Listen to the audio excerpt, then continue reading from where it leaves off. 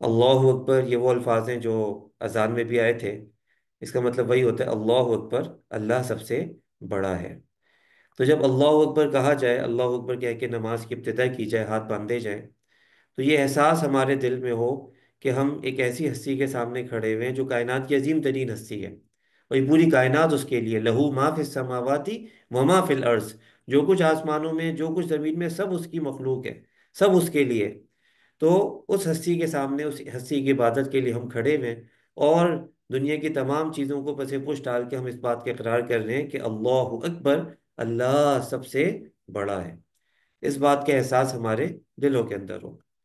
اس کے بعد جب ہم رکوع میں جاتے ہیں، رکوع میں جاتے ہیں اس وقت ہم یہ چھوٹی سی ایک تسبیح پڑھتے ہیں، سبحانہ ربی العظیم، ربی یل عظیم۔ تو اس کو اگر بریک ڈاؤن کرتے ہیں تو یہ چار الفاظ بنتے ہیں، سبحانہ، ربی، یا اور العظیم۔ سبحان کا مطلب ہے پاک، تو کیا ترجمہ ہوگا؟ پاک ہے۔ رب کا مطلب ہے رب، اور یا کا مطلب ہم نے پیچھے بتایا تھا جب ہم نے چھوٹی والی ضمیر جو آپ کو کرائی تھی، وہ ضمیر جو کہ متصل ہو کے آتی ہے۔ یا کا مطلب ہوتا ہے میرا، میری، مجھ سے نسبت ہوتی ہے، مجھ، میں، میرا، میری، یہ سارے معنی اس کے بنتے ہیں۔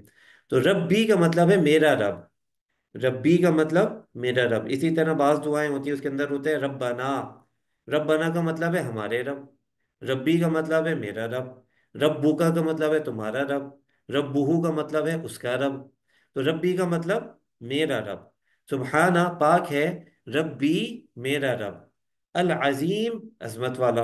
بہت آسان الفاظ ہیں، اور یہ الفاظ میں جو اردو میں بھی استعمال کرتے ہیں بھی، رب کا لفظ اردو میں استعمال کرتے ہیں، عظیم کا لفظ بھی اردو میں استعمال کرتے ہیں، سبحان ایک نیا آ گیا۔ ٹھیک ہے، تو پاک ہے میرا رب، عظمت والا۔ اسی طرح پھر جب رکوع سے اٹھتے ہیں تو کہتے ہیں سمیع، سمیع اللہ لمن حمیدہ۔ اس کو بعض لوگ ملا کے پڑھتے ہیں، اس طرح سے پڑھتے ہیں کہ سمیع اللہ لمن حمیدہ، حالانکہ اصل میں الفاظ کیا ہے؟ سمیع اللہ لمن حمیدہ، یعنی سمیع اللہ ایک سیٹ ہے، دوسرا سیٹ ہے لمن حمیدہ۔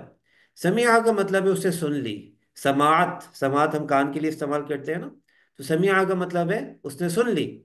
اللہ، اللہ نے، لی، لی کا مطلب ہم نے پیچھے کیا تھا بھائی، لیے، لیے نا، یہاں پہ ہم نے لیے کو جب اردو میں لے کے آیا تو اس کی زیادہ بہتر بنا، لی، اس کے لیے یا اس کی، من کا مطلب ہے جو یا جس، جس نے، حمیدہ تعریف کی، ہو کا مطلب ہم پیچھے پڑھ چکے ہیں، ہو کا مطلب ہوتا ہے وہ یا اس کی، اس کی۔ سمع اللہ، سن لی اللہ نے، لمن حمیدہ، اس کی جس نے اس اللہ کی تعریف کی۔ سمع اللہ، سن لی اللہ نے، لمن حمیدہ، جس نے اس کی تعریف کی۔ اگر اس کو آپ آسان اردو کے اندر لائیں تو سمیع اللہ لمن حمیدہ، اللہ نے اس کی سن لی جس نے اللہ کی تعریف کی۔ تو بھی اللہ کی تعریف جو کرے گا اللہ تعالیٰ اس کی سن لے گا۔ اس بات کا ہم اقرار کرتے ہیں جب رکوع سے ہم کھڑے ہوتے ہیں۔ اس کے بعد ہم مزید الفاظ کیا ادا کرتے ہیں؟ ربنا، ربی کا مطلب تھا میرا رب، ربنا کا مطلب ہمارے رب، ربنا اے ہمارے رب، لا کا، دیکھیے پیچھے آپ کو پڑھایا تھا نا، لا کا مطلب ہوتا ہے لیے، کا مطلب ہوتا ہے تو، لکا تیرے لیے، لکا الحمد تمام تعریفیں، سب تعریفیں، ربنا لک الحمد اے ہمارے رب ساری تعریفیں آپ کے لیے۔ تو آپ ان دونوں جملے کا سیکوینس دیکھیں کہ یہ ایک بات ہے، اور اس بات کے جواب میں دوسری بات کہی جا رہی ہے۔ اسی لیے جب آپ نماز باجماعت پڑھتے ہیں تو نماز باجماعت میں امام صاحب کہتے ہیں سمیع اللہ لمن حمیدہ، ہم جواب میں کہتے ہیں ربنا لک الحمد۔ کیا مطلب کہ امام صاحب کھڑے ہو کے کہتے ہیں کہ اللہ نے اس کی سن لی اے لوگوں، جس جس نے اللہ کی تعریف کی، آپ فوراً کیا کرتے ہیں؟ اللہ کی تعریف بیان کر دیتے ہیں کہ ہمارے رب آپ ہی کے لیے ساری تعریف ہے۔ تو کیا بن گئی؟ پورا ایک ردھم اور سیکوینس بن گیا، اس کے ساتھ یہ دونوں جملے جڑے ہوئے ہیں۔ اور اس کا نتیجہ کیا نکلا؟ ہم کہتے ہیں نا کہ وہ بہت ساری فورسز ہیں، بہت ساری فورسز کا ریزلٹنٹ کیا ہوتا ہے، وہ پورا نکالا جاتا ہے۔ تو یہ جو دو جملے، ان کا ریزلٹنٹ کیا بنا کہ اللہ تعالیٰ نے نماز پڑھنے والے کی سن لی، اللہ تعالیٰ نے نماز پڑھنے والے کی سن لی، کیونکہ نماز پڑھنے والا اللہ کی تعریف کر رہا ہے، اور اس بات کے اقرار اعلان کیا جا رہا ہے کہ اللہ ہر اس بندی کی سن لے گا جو اس کی تعریف کرے گا۔ اور نمازی تو کر ہی تعریف رہا ہے، فوراً ہی وہ تعریف والا جملہ بول دیتا ہے، اس کے بعد سجدے میں جا کے گر جاتا ہے اللہ کے سامنے۔ تو کیا ہے؟ یہ اللہ تعریف کا، اللہ کی عظمت کا اظہار ہے۔ اور اللہ تعالیٰ اس پہ سننے کا اعلان فرما رہے ہیں۔ چلے جناب آگے دیکھیے، سبحانہ، پھر آگے پاک ہے، ربی، میرا رب، الاعلی، شان والا۔ اب یہاں پہ اس بات کو سمجھیے کہ پاک ہے سے کیا مراد ہے نا، ہم کہتے ہیں پاک ہے تو بھئی پاک سے ہمارے ذہنوں میں تو وہ آتا ہے کہ کوئی چیز بہت ہی صاف ستھری اس کو پاک کہتے ہیں، یا پھر کسی چیز میں ناپاکی نہ لگی ہوئی ہو اس کو پاک کہتے ہیں۔ یہاں پہ پاک کا کیا مطلب ہے؟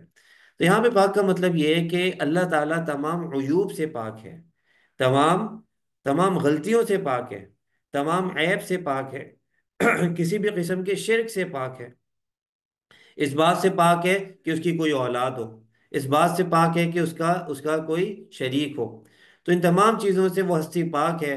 وہ اس بات سے پاک ہے کہ اسے نیند آئے، اس بات سے وہ پاک ہے کہ اسے اونگ آئے، اس بات سے وہ پاک ہے کہ وہ تھک جائے، اس بات سے وہ پاک ہے کہ وہ غافل ہو جائے۔ ان تمام چیزوں سے پاک ہستی ہے۔